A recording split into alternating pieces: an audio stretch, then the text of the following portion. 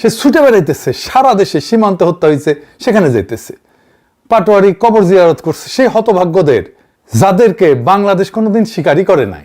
বাংলাদেশে প্রথমবারের মতো সীমান্ত হত্যাকাণ্ডের শিকার হওয়া মানুষগুলোর পাশে জাতীয় পর্যায়ের একজন নেতা যা দাঁড়াইলো। আল্লাহ, এক অসহায় বাবার ছেলে যার একটি সন্তান রয়েছে, তার আরেকটি সন্তান এখনো মাতৃধারিণী অবস্থায় আছে। আল্লাহ, সে হলো মাছ ধরার জন্য সীমান্তে গিয়েছে, কিন্তু ভারতীয় বর্বর বাহিনী তাকে হলো গুলির আঘাতে শহীদ করেছে। আল্লাহ তাকে শহীদ হিসেবে কবুল করে নাও। আল্লাহ, হাদির একজন উত্তরাধিকার আমরা খুঁজে পাইলাম।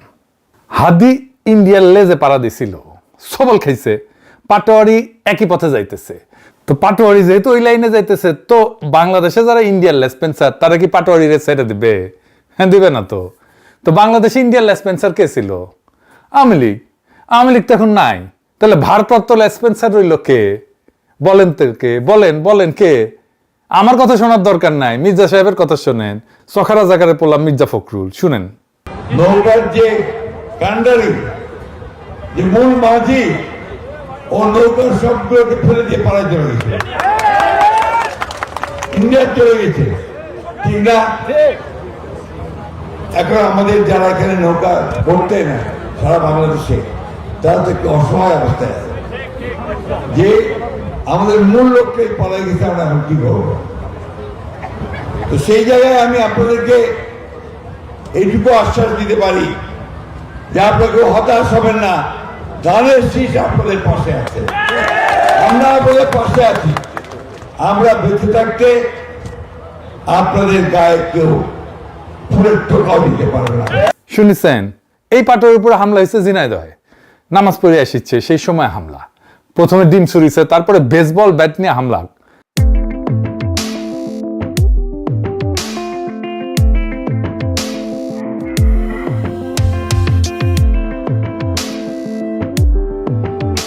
আর বিএনপি ক্যাম্পে সে কি উল্লাস!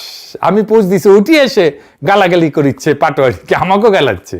কি রকম জাউরার জাউরা দেখেন। সে মামলা করতে গেল, মামলা নেয় না। পুলিশ না, সরি পুলিশ না, ঠোলা। মাঝে কিছুদিন পুলিশেতে গেছিল, আবার বাংলার লুথার কিং এর জামানায় শিলং সালাউদ্দিন ঠোলা বেনে দিচ্ছে ওকে। ঠোলা কয় শিলং সালাউদ্দিনের সার্ভার ডাউন, ওই সার্ভার ডাউনই থাকবি। শিলং সালাউদ্দিনের বেশি দিন ওটি বসে থাকা লাগবি না। এর মধ্যে ওয়াকারের পথ বালক পোস্টাইলো পাটোয়ারির সাথে নাকি একজন কোমর থেকে পিস্তল বের করেছে। দেখেন পোস্ট দেখিছেন। এবার এডিটর সাহেব ওই ভিডিওটা এটা দেখান না, দেখিছেন কি বের করিচ্ছে? আমি জানি না এই পোলাটা এনসিপির না ছাত্র দলের। অনেক পোস্টে দেখছি তারা ছাত্র দলের সন্ত্রাসী বলে পরিচয় করাই দিতেছে। যেই হোক, তবে যেটা বের করিছে, বের করতে গেছিল সেটা পিস্তল না।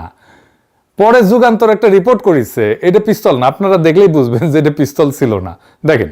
আচ্ছা, এটা আপনারা বিশ্বাস করবেন কিভাবে? আপনারা ভিডিও ফুটেজ দেখলে অবশ্যই বুঝতে পারবেন যে যে কালো ব্যাগের ভিতরে একটা বড় সরু একটা বস্তু ছিল, কিন্তু বড় এত বড় হচ্ছে যে কোনোদিন গান হয় না। এটা হচ্ছে যে সেফটিক লাঠি ছিল, চাইনিজ সেফটিক লাঠি। দেখেছেন, পথ বালক নাকি আর্মির চাকরি করেছে, বেশি দিন করতে পারে নাই, যদিও শুরু করতে না করতে ঘাড়ে ধাক্কা দিয়ে বের করে দিছে।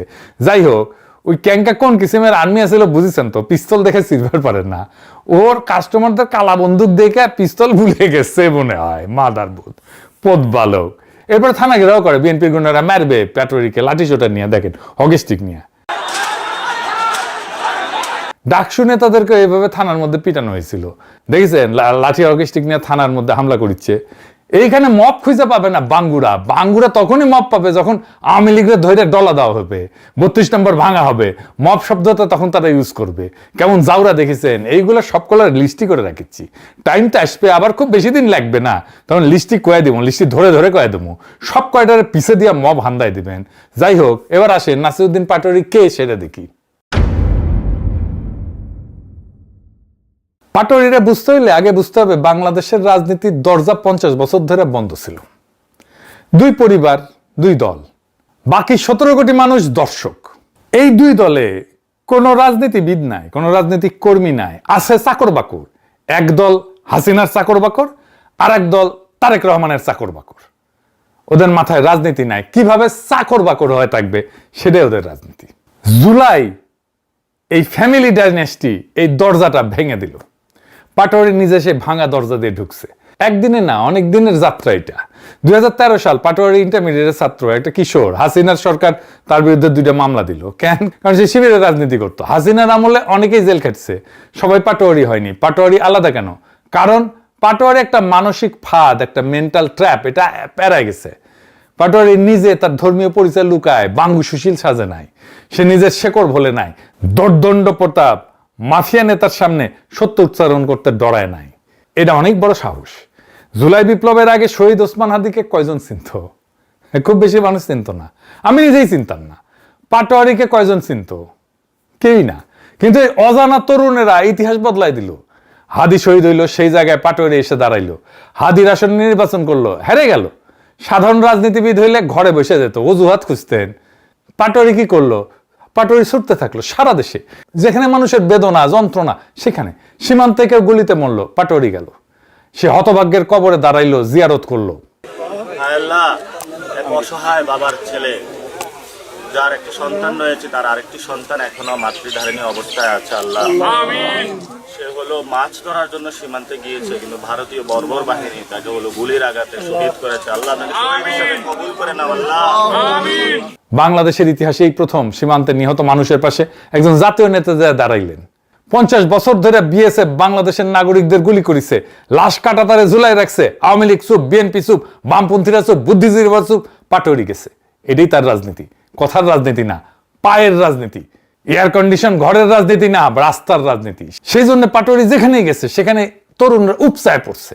দেখেন রিতেশ সাহেব এক এক কইরা ভিডিওগুলা জায়গার নাম লিখে দিয়েন। রাজশাহী,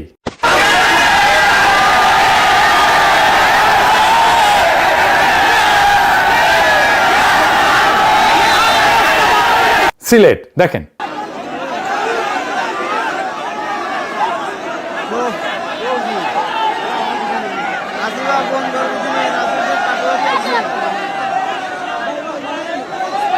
কুমিল্লা, দেখেন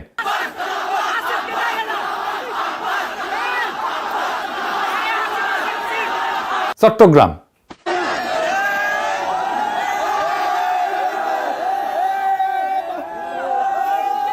বরিশাল,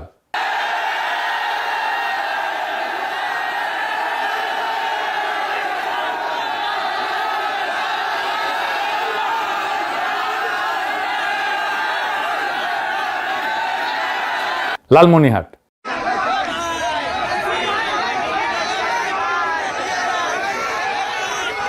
নারায়ণগঞ্জ,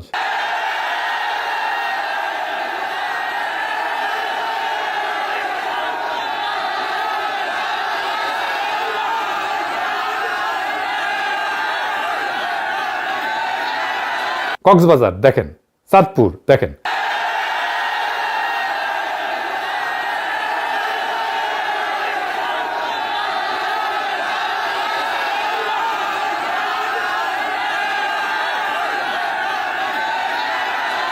খুলনা, দেখেন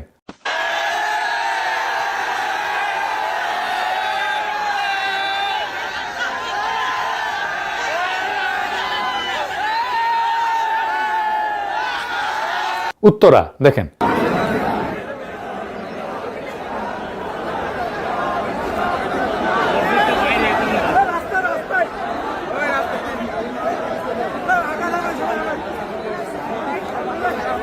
বিএনপি এই পাটোয়ারিকে ভয় পায় কেন?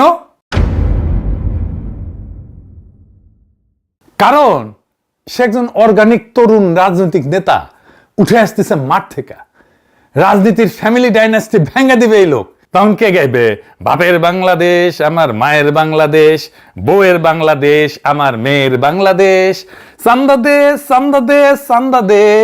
এডিটে সাহেব গানটা শুনে দেন। দাদারে বাংলাদেশ আমার বাপের বাংলাদেশ, মেয়ের বাংলাদেশ আমার মায়ের বাংলাদেশ, বাপের বাংলাদেশ আমার মায়ের বাংলাদেশ, বউয়ের বাংলাদেশ আমার মেয়ের বাংলাদেশ।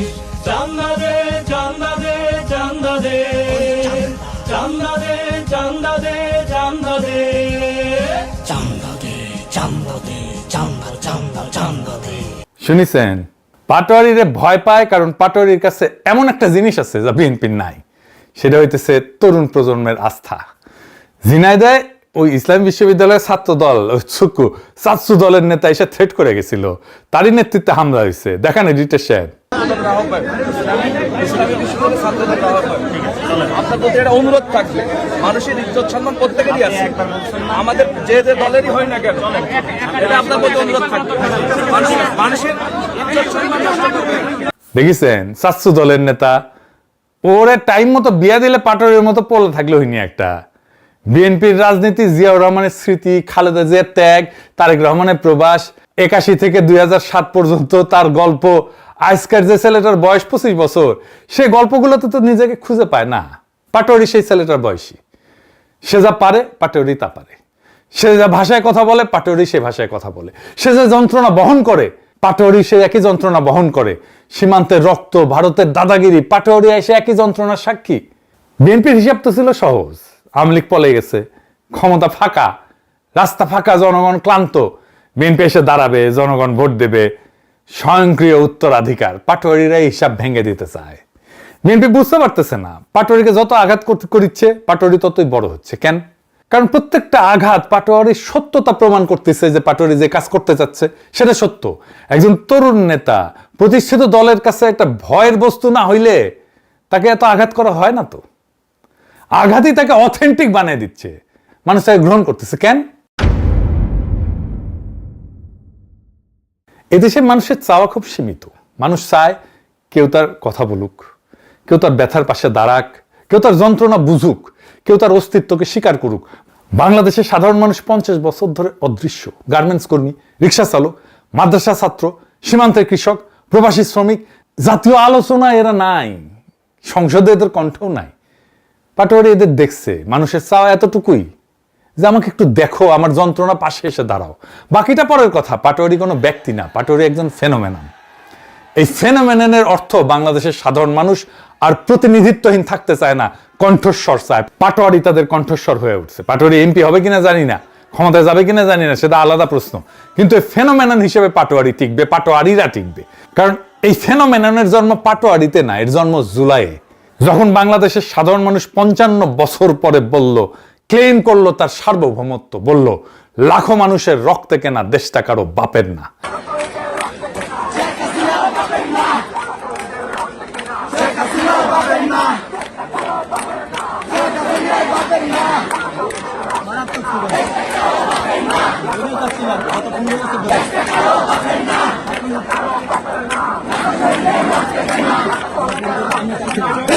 পাটোয়ারি সেই কথার একজন উচ্চারণকারী, পাটোয়ারি সেই স্লোগানের একজন উচ্চারণকারী। আগামীতে পাটোয়ারির দেখানো পথে আরো তরুণরা আসবে, ভেঙে দেওয়া দরজা দিয়ে আরো তরুণ ঢুকবে বাংলাদেশের রাজনীতিতে। এটাই নতুন বাংলাদেশ। বিএনপি কেমনে সব মপ করলো দেখছেন তো। এবার আসেন দেখি তারপরে বিএনপি কি করলো মপ করার পরে নিজে।